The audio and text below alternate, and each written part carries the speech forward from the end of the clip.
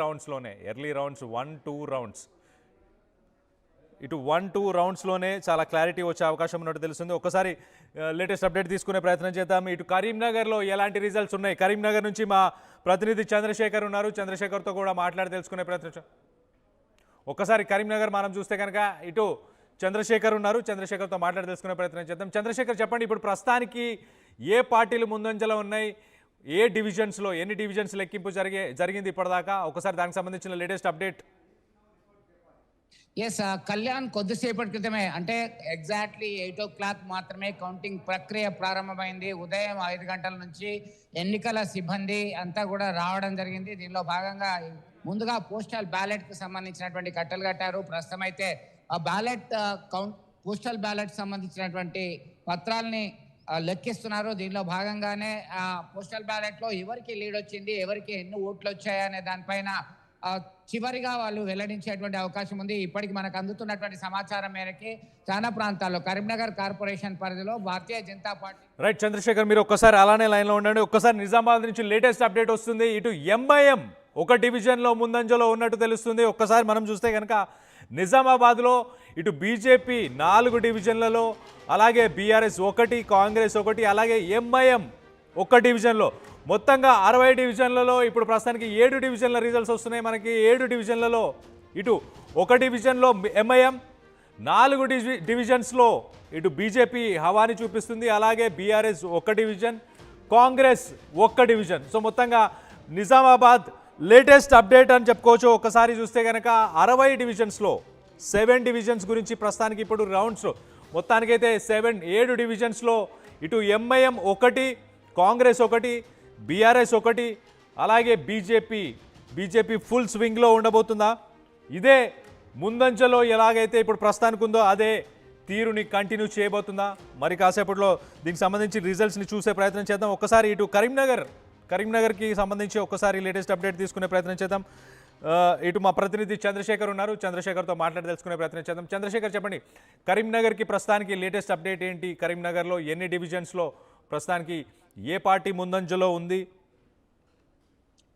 Yes Kalyan, ఇప్పటివరకు అందుతున్నటువంటి సమాచారం మేరకు కరీంనగర్లో 66 డివిజన్లు ఉంటే 6 డివిజన్లకు పైగా Bharatiya Janata party postal ballot సంబంధించినటువంటి కౌంటింగ్ ప్రక్రియ లెక్కింపు జరుగుతున్నటువంటి నేపథ్యంలో దూసుకెళ్తున్నది. అది లీడ్లో ఉంది అని చెప్పుకోవచ్చు. ఇప్పటికే సర్వత్రా ఆసక్తికరమైనటువంటి చర్చ జరుగుతున్నటువంటి నేపథ్యంలో ఎవరి అంచనాలు వారు వేసుకుంటున్నటువంటి తరుణంలో ఖచ్చితంగా భారతీయ జనతా పార్టీ లీడ్లో కొనసాగుతుంది. దీంతో ఒక్కసారిగా బీజేపీ శ్రేణులకి ఒక ఊతం ఇచ్చినట్టుగా ఉంది అని చెప్పేసి బీజేపీ వర్గాలంతా కూడా, ఎందుకంటే ఈ సెంటర్ కరీంనగర్ SRR కళాశాల వద్ద కౌంటింగ్ ఇండోర్ స్టేడియంలో జరుగుతుంది. దీనికి దాదాపు 200 మీటర్ల దూరంలో మాత్రమే వారు ఉండడానికి అవకాశం ఉంది. 144 సెక్షన్ 163 ఉంది కాబట్టి ఎవరు కూడా సంబరాలు జరపడానికి వీల్లేదని రిస్ట్రిక్షన్స్ ఉన్నటువంటి నేపథ్యంలో ఎక్కడికక్కడ వారు మానిటరింగ్ చేస్తున్నారు. ఒక అభ్యర్థితో పాటు ఏజెంట్ రావడం జరిగింది. దీనిలో ఇప్పటికి మనకు అందుతున్నటువంటి సమాచారం మేరకు కరీంనగర్ కార్పొరేషన్ పరిధిలో ఇక 6 డివిజన్లలో భారతీయ జనతా పార్టీ దూసుకెళ్తున్నది. మరొక వైపు రామగుండం కార్పొరేషన్ కు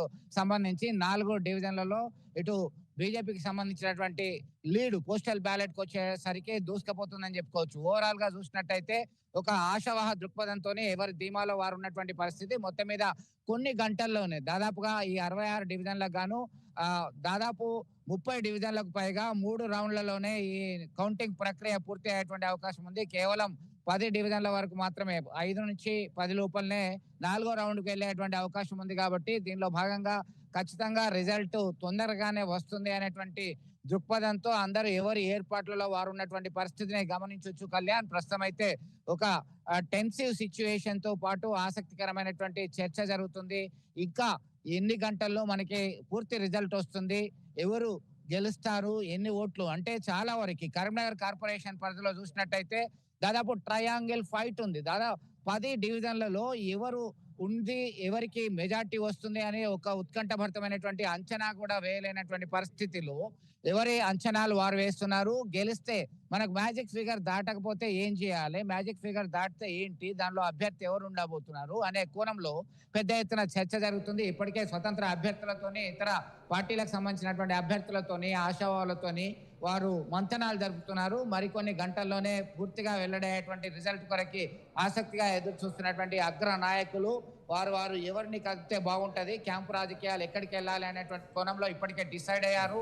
రామగుండం నుంచి ఆల్రెడీ క్యాంపుకు తరలి వెళ్లారు. బీఆర్ఎస్ కి సంబంధించిన వాళ్ళు, వేములవాడ నుంచి కాంగ్రెస్ పార్టీ అభ్యర్థులు తరలి వెళ్లారు. మెట్పల్లి నుంచి సైతం వెళ్తున్నటువంటి పరిస్థితి. ఇక్కడ రిజల్ట్ రాగానే గెలిచిన అభ్యర్థులతో పాటు ఎవరి పార్టీకి సంబంధించినటువంటి నేతలు ఆ పార్టీకి సంబంధించి కొంత కీలకమైనటువంటి వ్యక్తులకి బాధ్యతలు అప్పగించి హైదరాబాద్ కావచ్చు ఇతరత్ర ప్రాంతాల వరకు 16వ తేదీ వరకు, ఈ నెల 16వ తేదీ వరకు క్యాంపుకు తరలించేటువంటి అవకాశం ఉంది. ఇప్పుడు మనకు అందుతున్నటువంటి సమాచారం మేరకు మాత్రం భారతీయ జనతా పార్టీ ఇక్కడ పోస్టల్ బ్యాలెట్లో లీడ్గా ఉన్నటువంటి పరిస్థితిని గమనించవచ్చు. కళ్యాణ్ మరికొన్ని గంటల్లోనే దాదాపుగా కరీంనగర్కి వచ్చేసరికి కరీంనగర్ 66 డివిజన్లలో 64వ డివిజన్ అలాగే 42వ డివిజన్ దీనిలో అతి తక్కువ ఓట్లు పోలైనటువంటి పరిస్థితి. 25 నుంచి 2800 మాత్రమే పోలయ్యాయి.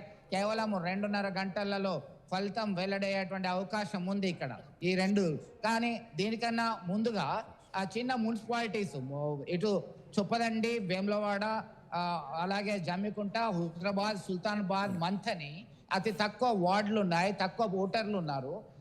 రాయికల్ అండ్ ధర్మపురి ఇవి తొందరగా దాదాపు 2 hours 2 గంటల లోపలనే 2 నుంచి 3 గంటల లోపలనే 2 గంటల వరకే అక్కడ ఫలితాలు వచ్చేటువంటి అవకాశం ఉంది. అందరి దృష్టి మాత్రం ప్రధానమైనటువంటి కాన్సన్ట్రేషన్ మాత్రం ఇటు కరీంనగర్ కార్పొరేషన్ అలాగే రామగుండం కార్పొరేషన్ పరిధిలో ఉంది. హంగ్ వస్తే ఎట్లా, అబ్సల్యూట్ మెజార్టీ వస్తే ఎవరిని డిసైడ్ చేయాలి. ఎందుకంటే టికెట్లు ఇవ్వడం ఎంత ప్రాధాన్యత సంతరించుకుందో వచ్చిన తర్వాత మున్సిపల్ చైర్మన్ అభ్యర్థి, వైస్ చైర్మన్ అభ్యర్థి, మేయర్ అభ్యర్థి, డిప్యూటీ మేయర్ వీళ్ళని ఎంపిక చేయడానికి సైతం కసరత్తు చేయాల్సినటువంటి పరిస్థితి రాజకీయ నాయకులకి ఒక వ్యూహాలు వేయాల్సినటువంటి పరిస్థితి మనం గమనించవచ్చు. ప్రస్తుతం అయితే ఇక్కడ మనం చూస్తున్నాం ఇదంతా కూడా ఒక అలర్ట్ గా ఉన్నటువంటి పరిస్థితి గమనిస్తున్నాం. ఇదంతా కూడా ఒక 3 అంచెల భద్రతా వ్యవస్థలో 2 మార్గాలు ఏర్పాటు చేయడం జరిగింది. ప్రధానంగా 1 నుంచి 36 డివిజన్లకు సంబంధించినటువంటి అభ్యర్థులు, ఏజెంట్లు ఒక గేట్ ద్వారా వెళ్తారు. మరొక వైపు 37 నుంచి 66 వరకు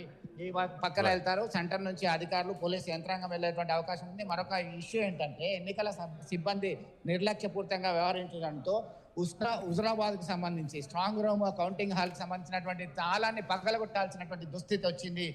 కళ్యాణ్, దీనిపైన సర్వత్రా రాజకీయ నాయకులు, కార్యకర్తలు అక్కడ మండిపడుతున్నారు. ఇంత నిర్లక్ష్యం ఎందుకు, మీరు తాళచేలు కూడా దగ్గర పెట్టుకోవాల్సినటువంటి పరిస్థితి మీకు కనబడట్లేదా అని చెప్పేసి మండిపడుతున్నటువంటి పరిస్థితి. మొత్తం మీద ఒక హడావుడి సిచ్యువేషన్ అయితే కనబడుతుంది. రాజకీయ పార్టీలకు సంబంధించినటువంటి నేతలు అయితే ఒక ఆసక్తికరంగా ఎదురు చూస్తున్నారు. ఇప్పుడు వారికి మనకు అందినటువంటి ఫలితాల నేపథ్యంలో అయితే దీన్ని మనం ప్రత్యక్షంగా గమనిస్తున్నాం. భారతీయ జనతా పార్టీకి సంబంధించినటువంటి అభ్యర్థులు పోస్టల్ బ్యాలెట్ లో లీడ్లో దూసుకెళ్తున్నటువంటి